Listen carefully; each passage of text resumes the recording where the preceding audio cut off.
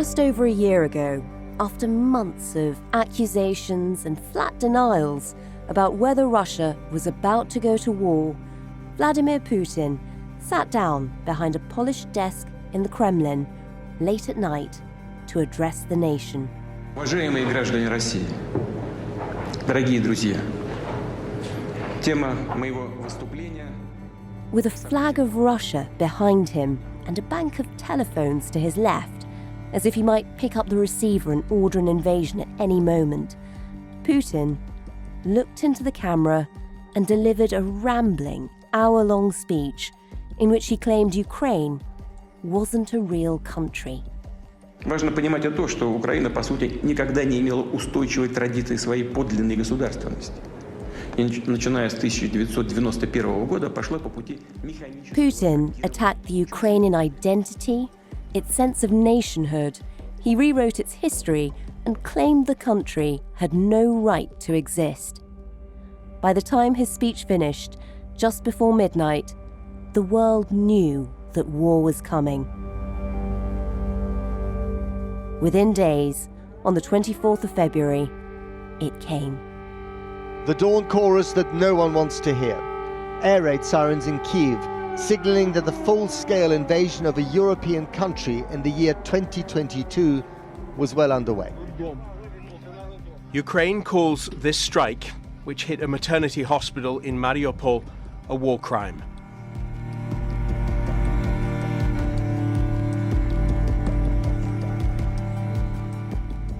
In the year that followed, the world and the Kremlin, who thought the war would be over in days, have been stunned by the strength of the Ukrainians' will to protect their country, their language, and their values.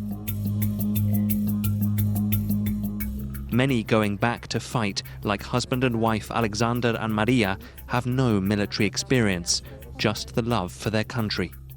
Across Ukraine, ordinary people gave up their comfortable lives to fight for their country. One of Ukraine's most famous bands cancelled their American tour and enlisted in the army instead. As their lead singer appeared in the streets of Kyiv wearing a military uniform and singing this song of resistance, it became an anthem for the country.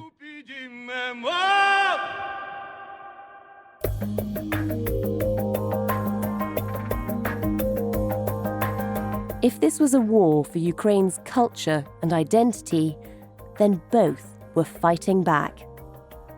You're listening to Stories of Our Times from The Times and The Sunday Times. I'm Manveen Rana.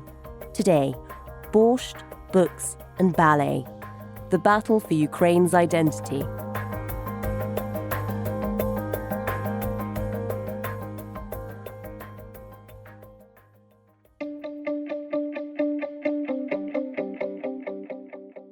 My name is Philp. I'm a foreign correspondent for The Times. I have spent the last 3 weeks or so in Ukraine. I've been coming and going very regularly since the invasion last year, and I've come back to see how things are a year on from the invasion. And Catherine, you've been in the city of Sumi up in the northeast, not far from the Russian border. Just take us back to this time last year, as all the rumours that had been swirling around were suddenly solidified into a full-scale invasion.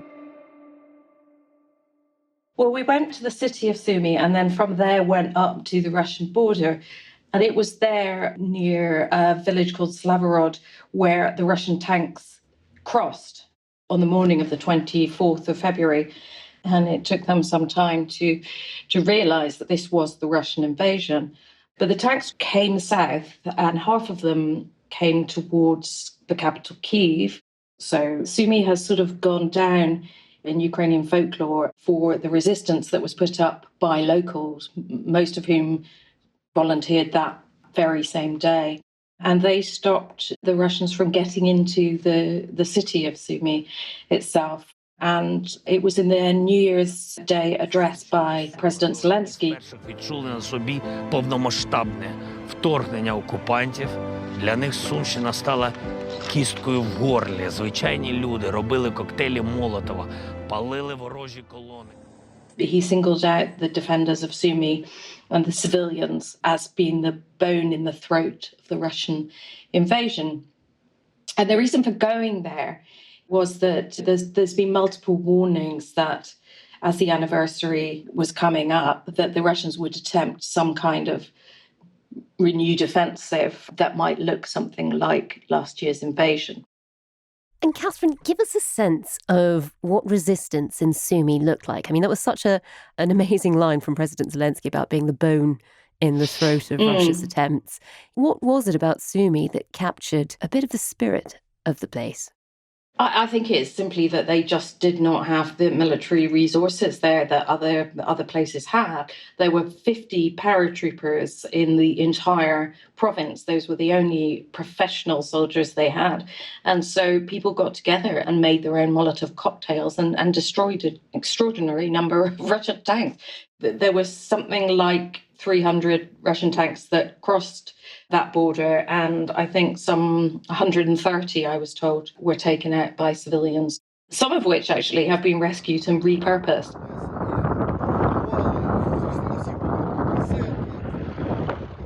We also visited a mechanized battalion who were all driving armored fighting vehicles that had been captured by the Russians and reconditioned by the Ukrainians. So they had all been repainted in camouflage, and the Z that the Russians had put on the side was nowhere to be seen. They were now imprinted with the Ukrainian trident and the Ukrainian flag, and they're very proud of them. They called them trophy tanks that they have taken from the Russians in this way and will now be using against them. There's a lot of stories of resistance like this that have sort of entered popular myth, and they very much sort of speak to this David and Goliath narrative of the Ukrainians standing up to the Russians. I think around the world, the image of Ukraine was probably set the moment they started seeing just that groundswell of resistance. They saw the Molotov cocktails, they saw the grandmother knocking out a drone with a jar of pickles, and a lot of that has sort of helped to establish, I think, the reputation and just the sort of the respect people have for Ukraine.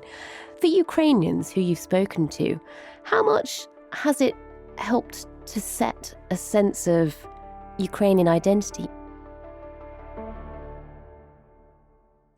In the past, you've seen sort of surges in consciousness of Ukrainian identity that has gone along with each of their attempts to separate themselves more completely from Russia and turn towards Europe. So you had the Orange Revolution in 2004.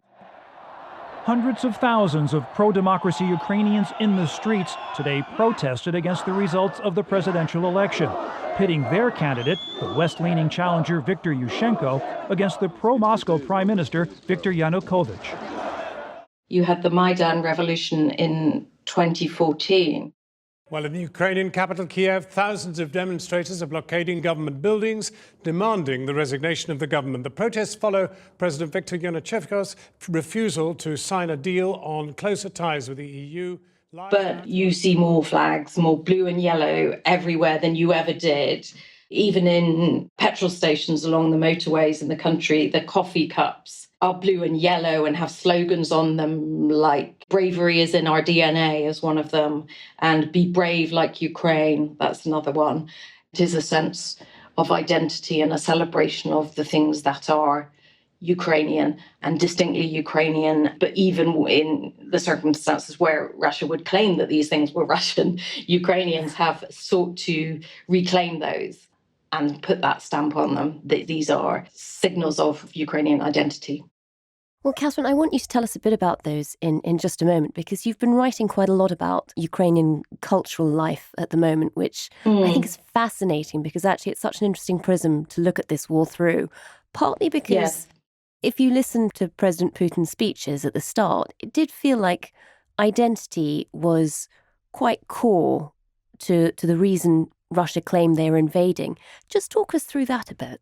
Yes, it's a very peculiar part of this aggression from Putin, because he doesn't like the idea of a separate Ukrainian identity, because it would underline Ukraine's case to exist as a separate state. I mean, identity is about history, culture, language, all of those things. And a year before the war, Putin had actually published this quite extraordinary and rather overlooked 5,000-word essay on how Ukraine didn't really exist as a country and historically is just an extension of Russia and ought to belong to it.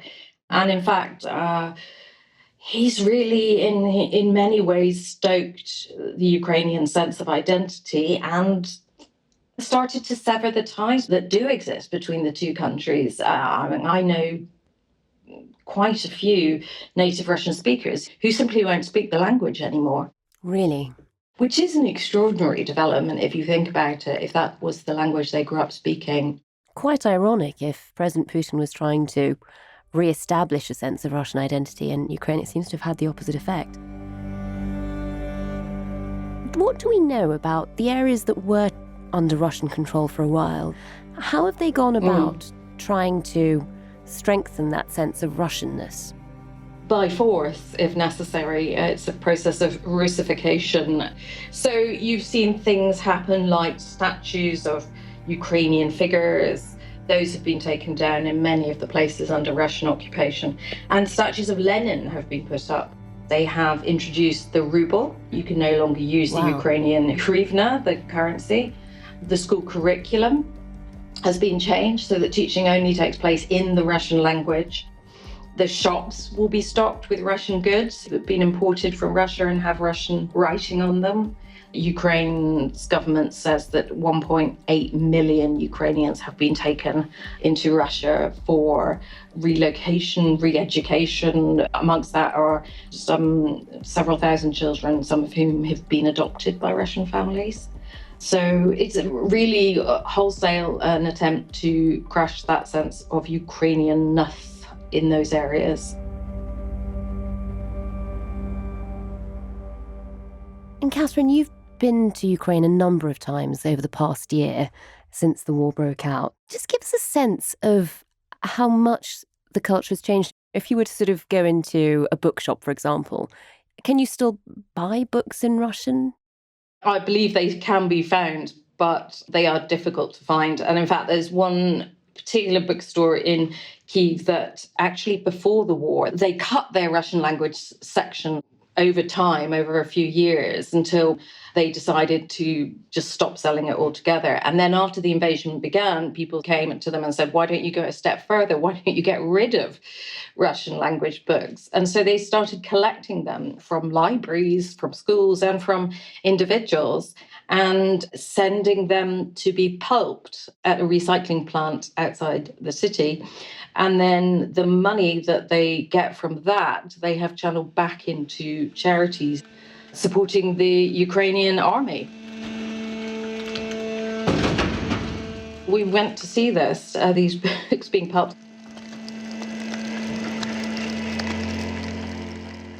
And it was extraordinary because you sort of felt quite a strange emotional reaction towards seeing books being destroyed. It's sort of... Yeah, I was going to say, it feels like it's almost gone too far. It felt very wrong. I didn't like it myself, I have to say, but I can sort of understand why this is happening. But it wasn't just Tolstoy and Dostoevsky and that was being pulped. It even included chick lit and pulp fiction from America that had been translated into Russian. It was just the word of the Russian language that was being destroyed. You work for a bookshop and yet you're getting rid of books. It's quite it's unusual, right? Actually, we do not destroy them at all. Yeah. So we just recycle them. And тут мається на увазі такий більш емоційний підтекст, так? Yeah, that's more about emotional. It's emotional context. Emotional. So you don't feel like you're destroying books? No. No. And then this paper goes off to be remade into things like egg cartons and cardboard sleeves you get on coffee cups and toilet paper, things like that. So all these books will be reused. And how extensive is this sort of, cross-cultural life? Talk us through food, for example. Is that being impacted?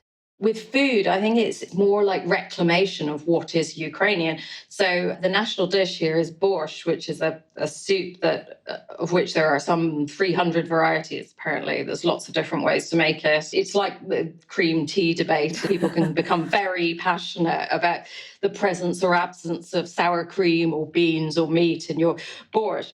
Yeah, for us it's like something else. And even after the first night, start to be wife and husband. Wedding night. Yeah, wedding night, and they, first what they do, they start to discuss which recipe of borscht they will cook.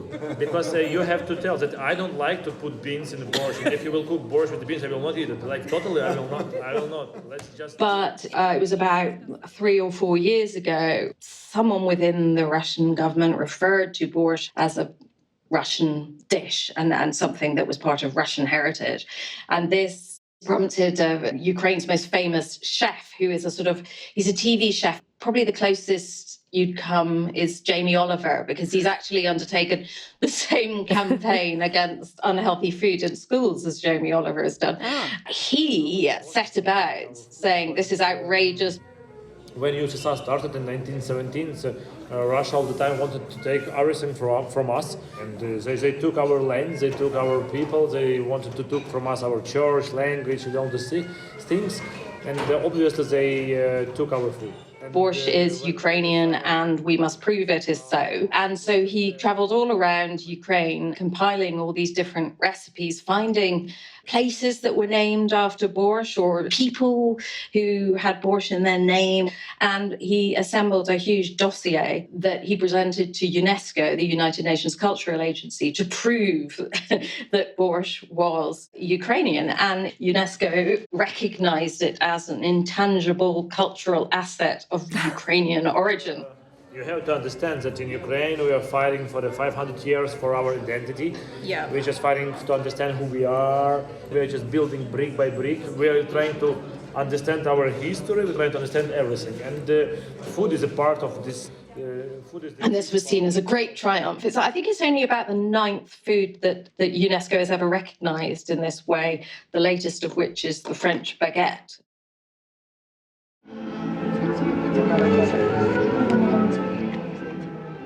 In the centre of Kyiv, at the National Opera, an orchestra warms up for a performance which will break new ground in its 156-year history, and by doing so, it takes up the mantle in the fight for Ukraine's identity.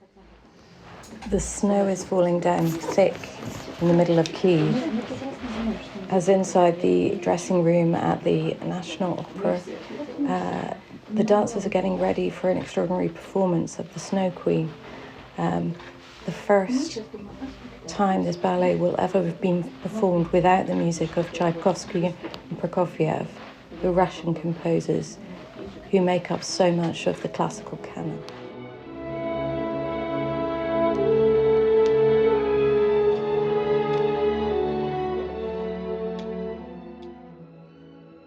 Ballet and opera houses around Ukraine have started to boycott Russian music. So Tchaikovsky and Prokofiev, avoiding him has become quite controversial because he actually does have Ukrainian roots, but nonetheless, he's been deemed to be a Soviet composer. And despite the fact there's no Russian language in that, it is simply music. Yeah. Much in the way, I suppose, that Wagner was used by the Third Reich. They see this as part of this sort of Russian cultural hegemony that Ukrainians have felt has blotted out their culture for too long. Ми щойно познайомилися з Євою, що питала про дівчинку. Де можемо поспілкуватися? Так вирішили і, ставлять Чайковського як символ культури. We met the director of the ballet, Serhiy Skuz, who'd been there since before Ukraine got its independence. And I mean, his view was that Tchaikovsky is very much a part of Russian culture and even Russian aggression, and that they shouldn't be supporting it. Твори, тому лісова пісня, Лілея. So the ballet that we saw was actually a medley piece that was originally put together in Ukraine. It was the Snow Queen, and they had taken all of that out and replaced it very creatively with, in one case, an overture from an opera, Cavaliera Rusticana, an Italian opera. But this was all to fill in the blanks left by the removal of the Tchaikovsky. If Putin was trying to break or erase Ukrainian identity and culture, he could really hardly have given it a greater boost.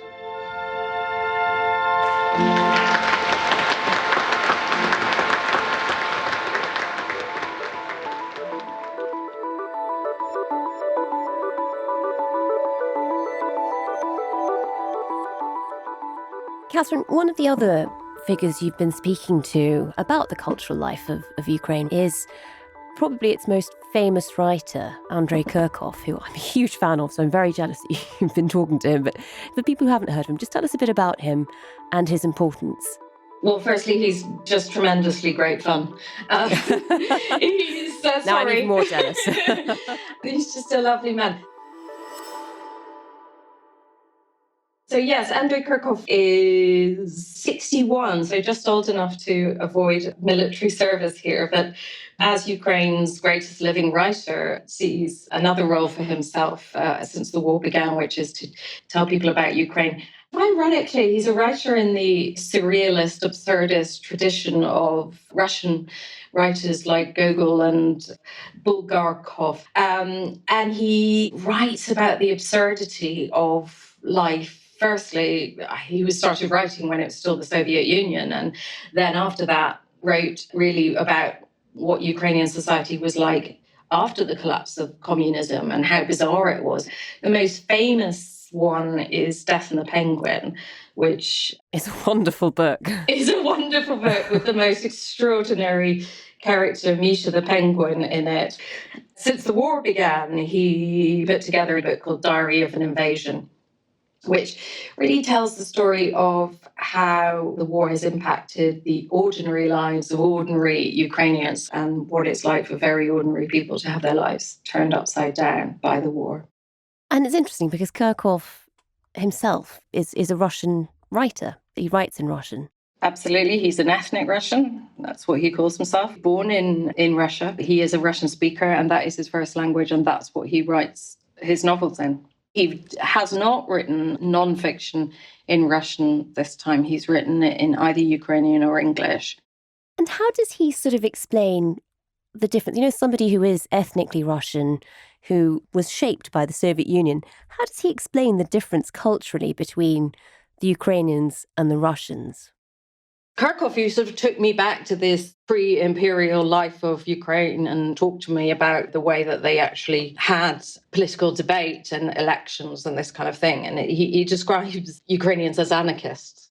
Ukraine is not a quiet, obedient country like Russia. I mean, you cannot sort of break Ukrainians or frighten them to death. They're anarchists. The society was a society of anarchists, which was loosely controlled by the Cossacks elite and by the judges, but only loosely. Right. So, everyone had his own opinion. Whereas Russia, he would describe as a country that is more pliable, more long-suffering. Putin became president. They just showed that for them stability is more important than freedom. So they accepted that people are imprisoned for sharing posts on Facebook because people wanted him to be a Tsar. And Russians needed the Tsar always because Tsar is a symbol of stability. And does he see similar differences, I suppose, cultural differences almost, between the leaders of both countries at the moment? Yes, absolutely. On a very sort of immediate level, as he said to me, Zelensky is young and Putin is old. A young president fighting the old president of old empire, of course, provokes much more support and sympathy than the old president attacking an independent country. So, when you compare Putin and Zelensky, you see that this is a war between the past and the future. Because, Putin belongs to the past. He runs the war like it would be run in 20th century.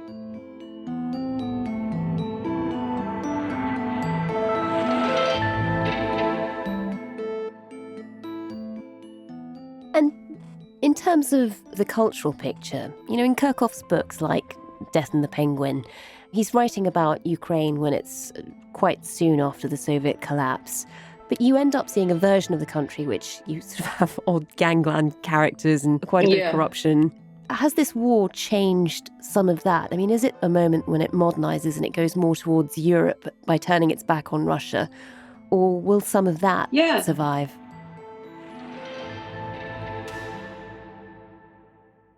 This is a process for Ukraine, and it's a path on which it's embarked in many ways. Now, corruption, obviously, possibly not on the level that Putin claims it is, at least in comparison with Moscow, at the very least. But corruption has always been a problem in Ukraine. But now Ukraine has been given candidate status for the European Union. It wants to join. It's got to tackle those issues. And that is, I think, very well understood in the corridors of power here. So you have seen various bits of rejigging of governments and certain people removed who might have links to that kind of corruption. 4 senior Ukrainian officials resigned or were fired within a few hours today after President Zelensky vowed to purge his government of corruption. The deputy head of Ukraine... In terms of culturally turning towards Europe, I think that Ukraine's made it very clear the direction in which it's travelling, and it's west. It is a country that talks very much about its commitment to Western European ideals of democracy and freedom, and does not want to be sucked back into a Russian orbit that embraces very different values.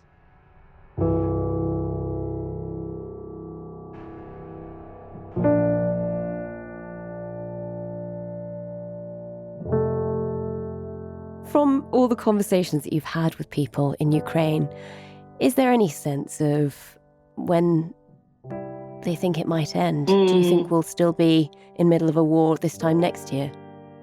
There's a lot of hope being placed on this year, and I think that may be because people want that to be self-fulfilling, that Russia will be defeated this year.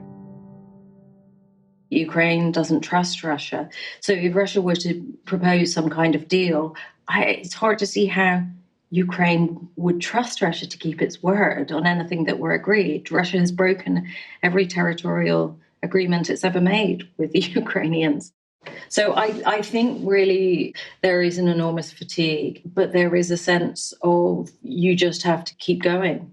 And I think that most people don't look very far ahead. It's one day at a time within Ukraine.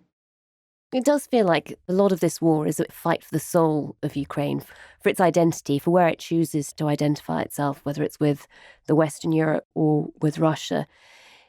Do you think when the war is over, will it have to have more of a normalization of its cultural relations with Russia? This sort of process of de-Russification, you can understand at the height of war, but is that healthy afterwards?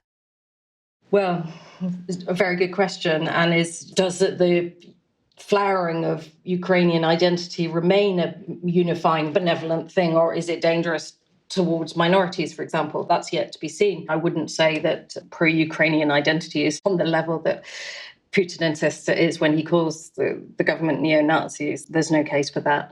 But I do think that, yes, Ukraine will have to normalize its relationship with Russia in the future, but that's really not possible as long as Russia is poised like a vulture to try and suck Ukraine back into at least its orbit, at worst within its borders. Obviously, the emotions that have been unleashed in an invasion, yes, are behind some of these sort of more temporary de-Russification measures, which are really all grassroots rather than coming from the government. So I would expect that will dissipate in the future. I think there will be a place for things like Russian music and Russian ballet again. But I don't think that in our lifetime the Ukrainians will ever really trust the Russians. But they may let their books and their ballet back.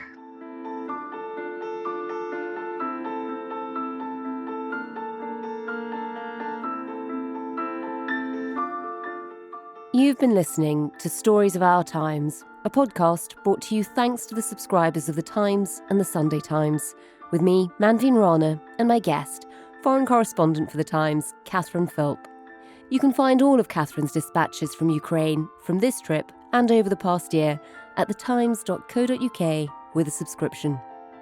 The producer today was Sam Chantarasak, the executive producer is Kate Ford, and sound design was by David Crackles. If you can, please do leave us a review wherever you get your podcasts. Thanks for listening.